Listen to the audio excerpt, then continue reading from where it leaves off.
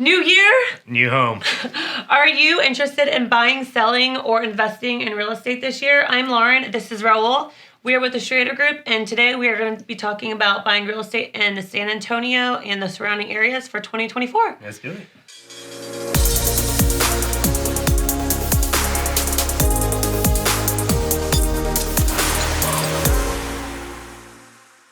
So big question, but what does the real estate market in San Antonio and surrounding areas look like for this year, 2024? Yeah, so I think there's a lot of optimism with what we went through in the end of 23.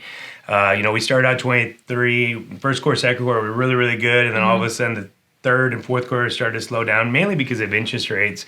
But what we found going into 24 is interest rates came down a little bit, but more importantly, I think the confidence came up. I mean, we were running, November, December, even in October, November, 12,200 homes on the market. I mean, so the math was high for our inventories here in San Antonio. But just walking into 2024 in January, we're already at 11,200. So we've seen about 800 homes removed from their inventory, which is really good, which means that houses are starting to move. We've seen that showings on listings overall as a metro have actually gone up, mainly because now we're in not an amazing interest rate, but we're in an interest rate that's, it could be feasible for families. Right. Absolutely. So what would be some of the advantages of buying a home in 2024? Well, I think what 23 did was it reacclimated the market. We were coming in out of, 21, 22, half of 22, going into 23, and, it was a crazy roller coaster. I mean, the prices soared through on new construction, on pre-existing homes. I mean, we're still getting 96 people a day to our metro, which is amazing. We're about 60,000 dwelling units behind where we need to be. So I think what happened was as the housing started to slow, prices started to get back to where they probably should have been, in our normal roll value. And normally we do about 6% year over year. We had some neighbors that are doing 10, 15, and 20% year over year. So it was almost like we were going at a pace that was just unrealistic and unsustainable. Right. And now I'm starting to see that it's kind of coming down to where people could get back into the buy side and still be able to get a payment that makes sense. And be more realistic, because I think people were still holding on to, what it was like a couple years ago. Yeah. And it's just, for sure. it's changed. For sure. I mean, the days of the 2.5%, 3% interest rates are gone. And I always tell people all the time, like, give me $100,000 and I'll give you 2% on your money. And they're like, absolutely not, right? It's the same concept, right? We just got to get back to realistic ideas. Absolutely. And so what about for the home sellers? What advantages do they have for this year? A lot. So what we've seen, and we're really listing heavy here at the Schrader Group, and what we found is that our foot traffic has gone up. Mainly because now people are jumping off the fence. I think there's a lot of pent-up demand, and people are just waiting to see what happens. Now, 2024 is going to be a unique year. We have an election year. So I think a lot of that's going to come into play. And if you look back historically, the fourth quarter has always been a little bit calm. But in San Antonio, it's always been that way for like the last 30 years, right? When you get into that fourth quarter, it gets a little slower. But I think sellers, and we've seen sellers. I mean, we've seen, we got multiple offers on houses that we haven't had in a while in the last 30 days or so, mainly because people are ready to go out there and shop. They feel like they've hit the bottom of where the housing is going to be, and now they feel if I get in there, I get a good price on my house, and maybe interest rates will continue to drop, but at least me as a homeowner can make a decision to say, hey, I got a 6.5% or 7% right now. I'll refi, make that decision when it gets to 5% or 5.5% or 6%, or just keep it right where it's at because I'm comfortable with that payment. And home prices, as history shows, just continue to rise. So, I mean, that's why even if you're, buying at 6% interest rate, you can refinance later, but don't keep waiting for the interest rates to go down because... Yeah, the cost of waiting it never offsets because it's a double-edged sword. People say, we're going to wait till interest let's just say it gets to 6%, right? Which they say by the end of the year, mid-year, we should be close. But let's just assume that it does, right? Well, that's great. Well, when it gets to 6%, the price at $330 is now going to be at $370. Right. So you've lost that little gain on what you would have been. And the equity you walk into is not going to be there anymore. So sometimes you get the waiting game of, I'm going to wait for a better rate and then I'm going to buy it at a better price. Well, you can't have both. Right. And I think what we're starting to see is people realizing that we probably hit the bottom on the list side, and now things are only going to go up from here. So what advice do you have for investors for this year? Yeah, so investors, 2023 was a rough year. You know, people did the math saying that, hey, I'm going to make X, Y, Z, and then the market kind of slowed down.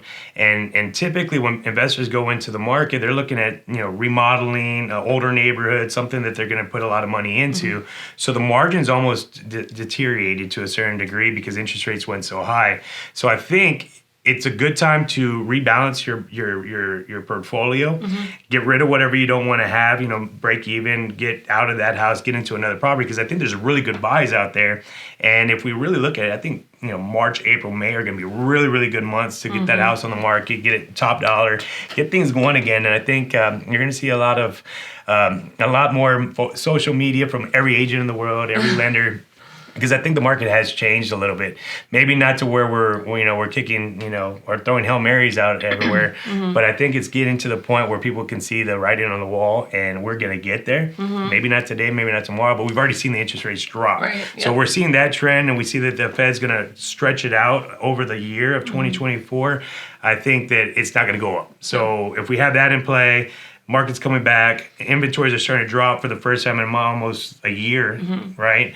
I think that's a really good sign for our economy. Yeah, I'm very excited for this year. I think it's going to be amazing. Yeah, there's great buy opportunities. There's you know, tons of incentives still out with the new builders, but I can assure you that they're going to go away eventually. I think that's going to be dry up because, I mean, at the end of the day, take advantage now. The incentives are there to get you to buy, and now that the market rates are dropping, new inventory versus pre-existing inventory, they're going to start to compete again because now you don't have to go new because of all the deep incentives and reductions, because now the pre-existing market is going to kick up a little bit. And I think that's really going to be the big difference maker because new homes in 2023 kept on going up better than they were in 21 and 22, but we saw resales fall. And I think it's going to kind of equilibrate a little bit and get back into par. So we've talked a lot about the advantages of buying a home in 2024. What advantages do the sellers have? So I think in 2023 we saw a lot of ups and downs, but mainly we started to see a slow on the resale side.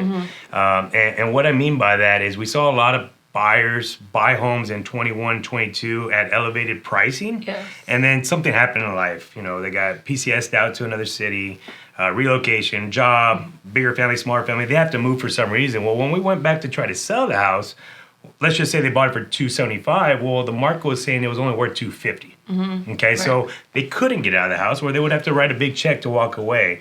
And normally, when you buy a house, you need about 2 years worth of living there, paying your bills, so that you have enough equity to sell and be, you know, break even kind of deal.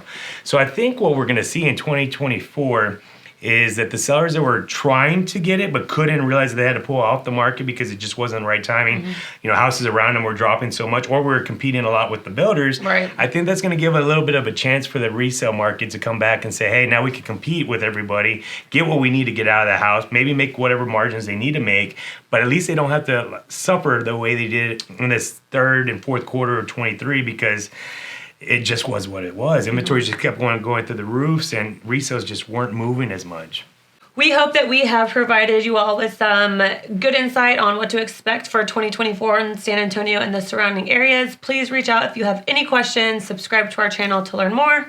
It's been a pleasure, like always. 24 is going to be an interesting year. Please feel free to reach out. Every month's going to change, and we're here for you guys. So y'all have a blessed 2024. We'll talk to y'all soon.